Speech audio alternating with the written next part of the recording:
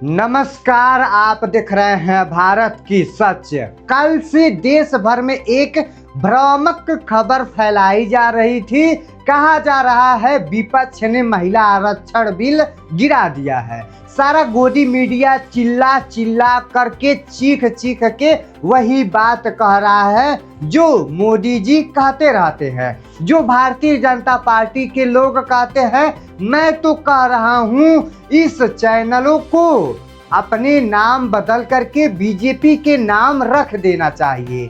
BJP का media प्रकोप उनके ये लोग काम कर सकते हैं। एक झूठी और भ्रामक खबर की महिला आरक्षण बिल विपक्ष ने गिरा दिया है, यह चलाया जा रहा है। और कल से मैं देख रहा हूं पूरी की पूरी भारतीय जनता पार्टी महिला हितैषी बन गई है। वो पार्टी जिसका मातृ संस्था आरएसएस ने 100 वर्षों से एक भी महिला प्रमुख नहीं बनाया। आरएसएस की वह पार्टी जिसकी मातृ संस्था आरएसएस में महिला का प्रवेश वर्जित है, वह भारतीय जनता पार्टी। और जनसंघ जिसका आज तक कोई भी अध्यक्ष महिला नहीं हुआ, वो पार्टी, वो बीजेपी जो मणिपुर पर खामोश रहती, हाथरस पर खामोश रहती, अंकिता भंडारी के मामले में खामोश रहती, जो बलात्कारियों को संरक्षण देने का काम करती है, वो कल से महिला हितैषी बन गई है। और मैं देख रहा हूं कि पूरी की पूरी गोदी मीडिया उनके पक्ष में खड़ी है।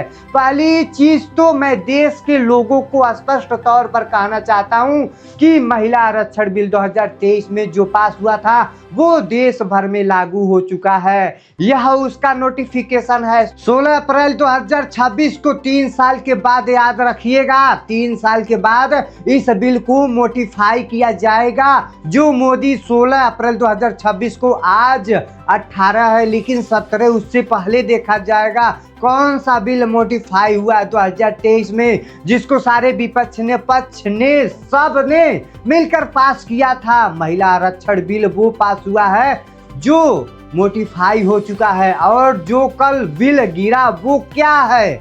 यह था देश के टुकड़ों टुकड़ों करने का बिल, जो भारतीय जनता पार्टी टुकड़ों टुकड़ों गैंग बन के देश भर में लागू करना चाह रही थी।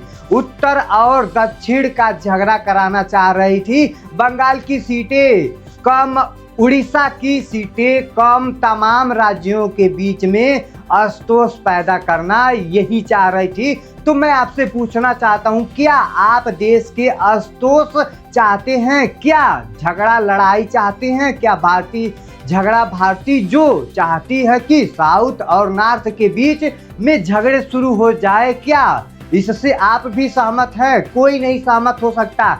जो कि सच्चा हिंदुस्तानी होगा वो देश की शांति चाहेगा। और जो विपक्ष ने ये डिलिमिनेशंस का बिल, यह महिला आरक्षण बिल की आड़ में जो एक घिनौना खेल खेलता हुआ नजर आ रहा है, कोशिश कर रहा है, वह भारतीय जनता पार्टी कह रही थी कि वो संशोधन गिराने का काम किया जा रहा है। उसके द्वारा वो संविधान का संशोधन गिराने का काम किया जा रहा है। उसके द्वारा 23 का पास हुआ महिला आरक्षण बिल आज भी लागू है, जिसमें कई ज्यादा परिवर्तन नहीं हुआ है। अब वो क्या था यह आप सुन लीजिए। महामानवों ने 2023 में महिला आरक्षण बिल पास किया था, जिसमें उन्होंने लिखा था कि पहले जनगणना होगी, जनगणना के बाद डिलिमिनेशंस होंगे और डिलिमिनेशंस के बाद आरक्षण होगा। यह किसने लिखा था? 2023 के मानव आदरणीय नरेंद्र मोदी जी ने, उन्होंने लिखा था।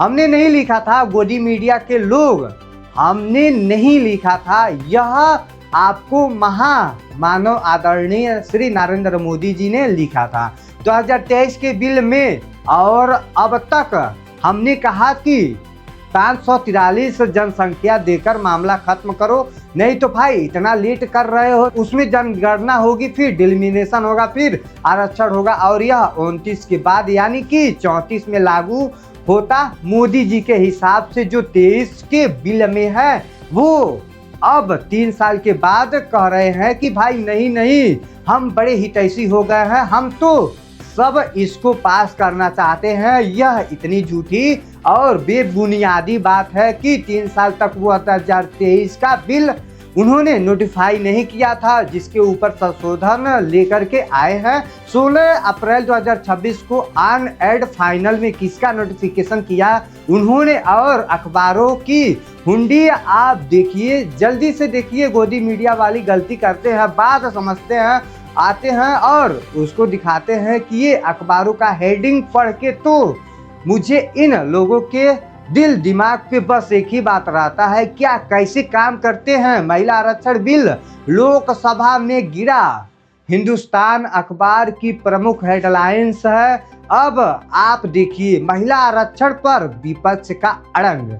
दैनिक जागरण अखबार की हेडलाइंस है, ये आप पढ़े लिखे संपादन होके अखबारों के आप इस तरीके से भ्रामक और झूठी खबर फैला रहे हैं। महिला आरक्षण बिल तो लागू हो चुके हैं देश भर में, आगे बढ़ते हैं। अब बात आती है डिलिमिटेशंस के नाम पे ये क्या कह रहा है, ये इस बिल को आनंद फानन में क्यों लेकर आए हैं, क्योंकि आपको बंगाल और तमिलनाडु का चुनाव दिख रहा था, इसको लगा हम देश भर में यह प्रचारित करेंगे। तो भाई देखिए साहब, महिलाओं के आरक्षण के खिलाफ हैं पूरा का पूरा विपक्ष और हमको चुनावी फायदा हो जाएगा। लेकिन मामला उल्टा हो गया, मामला ये उल्टा हो गया कि 2011 के जनगणना के मुताबिक डिलिमिनेशन की बात करें तो जिसमें बंगाल की सीटें कम होती नजर आ रही है और वहीं पर तमिलनाडु की सीटें भी कम नजर आ रही, तो उन लोगों ने अपने अपने राज्यों में इसको बड़ा मुद्दा बना लिया है। तो लेने के देने पड़ गए हैं, लेन के देन पड़ गए हैं मोदी जी को, जिसने भी उनको मूर्खता पूर्वक सलाह दी वो अब लेने के देने में पड़ गए हैं। अब तमिलनाडु में मुद्दा बन गया है कि उनका प्रतिनिधित्व आप कम कर रहे हैं, बंगाल में मुद्दा बन गया है कि उनका प्रतिनिधित्व आप कम कर रहे हैं। तो ये इनका भारी नुकसान बंगाल और तमिलनाडु के चुनाव में आपको उठाना पड़ेगा।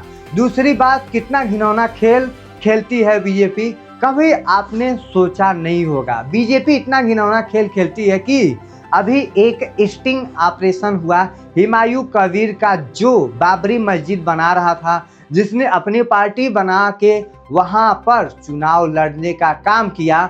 अब उस हुमायूं कबीर ने कहा कि हमको बीजेपी ने 10,000 करोड़ चुनाव लड़ने के लिए दिए हैं, 10,000 करोड़, और हुमायूं कबीर बाबरी मस्जिद बनवा रहा है। इसका मतलब बीजेपी के पैसे से बाबरी मस्जिद बन रहा है। इतना ही नहीं, हुमायूं कबीर का केंद्र सरकार ने जेडीयू कटघरे की सुरक्षा दी। जो व्यक्ति बाबरी मस्जिद बनवा रहा है उसको मोदी ने जेड कैटेगरी की सुरक्षा क्यों दी है?